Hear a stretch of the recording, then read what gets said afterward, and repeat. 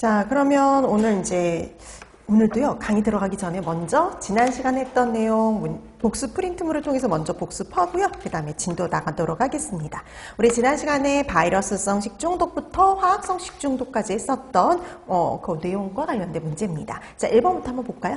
자, 다음에서 설명하는 바이러스는 그랬습니다. 레오바이러스가고요. 수레바퀴 모양이다. 우리 레오바이러스의 수레바퀴 모양은 하나밖에 없어요. 로타바이러스였죠. 자, 그래서 1번의 답 5번이 됩니다. 그 다음 2번 노로바이러스 식중독에 대한 설명으로 옳은 거 그랬어요. 자, 노로바이러스에 대해서 제대로 말한 거 5번이죠. 이거 우리 예방하려면 85도씨에서 1분 이상 가열해야지 예방이 가능했어요. 답은 5번인데요. 나머지 한번 보기 보실래요?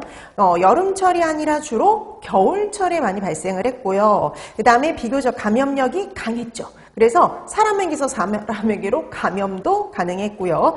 잠복기 하루에서 이틀 24시간에서 48시간이었습니다. 그 다음에 어린이는 구토 증상이 더 심했었죠. 자, 그래서 이번에 답 5번이 되겠고요. 그 다음에 3번.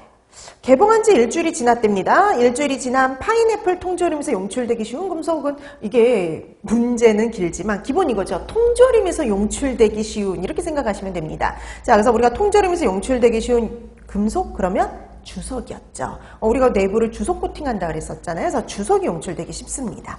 그래서 3번의 답 5번.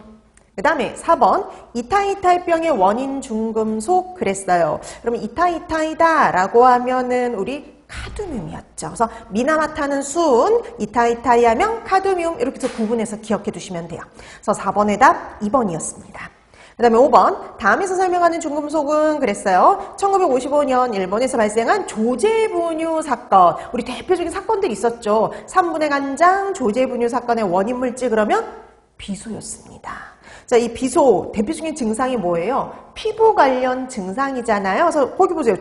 만성 중독 시 피부가 청색으로 변하고요. 손발 피부에 각화 현상이 일어나는 거 대표적인 비소의 중독 증상이었습니다. 자, 그래서 5번의 답 2번이었어요. 그 다음에 6번. 다음에서 설명하는 중금속 그랬습니다. 자, 이 중금속에 오염된 어패류를 장시간 섭취한 사람에게서 뭐가 나타났냐면 미나마타 그랬네요. 길게 설명하고 있지만 미나마타의 원인 중금속 물어보는 거죠. 수은입니다. 답 4번이에요. 자, 그래서 6번의 답 4번, 그 다음에 7번. 콜린 에스터레이즈의 작용을 저해해서 독작용을 나타낸다. 우리 기본적으로 농약은 어떤 문제를 일으키느냐, 그거 연결해 두면 되죠. 그 중에 콜린 에스터레이즈의 작용을 자해하는 건 유기 인제 농약이었어요. 답 3번이죠.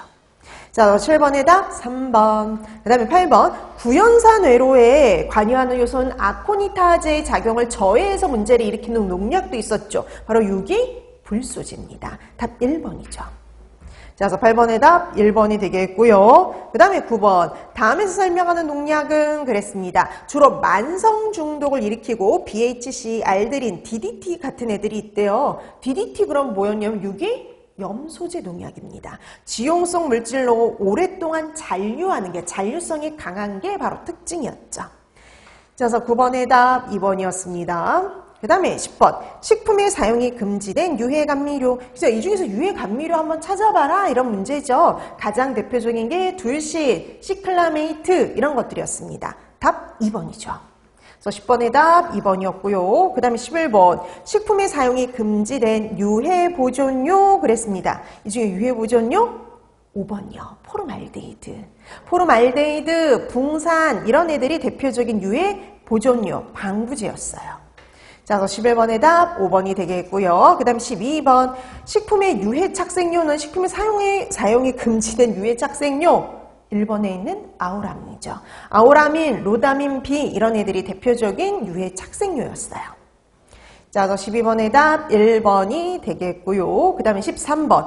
집단급식소에서 사용하는 식판의 재질인 멜라민 수지요. 그래서 우리 왜 플라스틱 그 식판 같은 경우는 멜라민 수지라고 되어 있다 그랬죠. 이런 멜라민 수지에서 용출될 수 있는 유해물질 그랬습니다. 멜라민, 요소, 그 다음에 페놀 수지 같은 열경화성 수지에서 용출될 수 있는 거 포름알데히드였어요.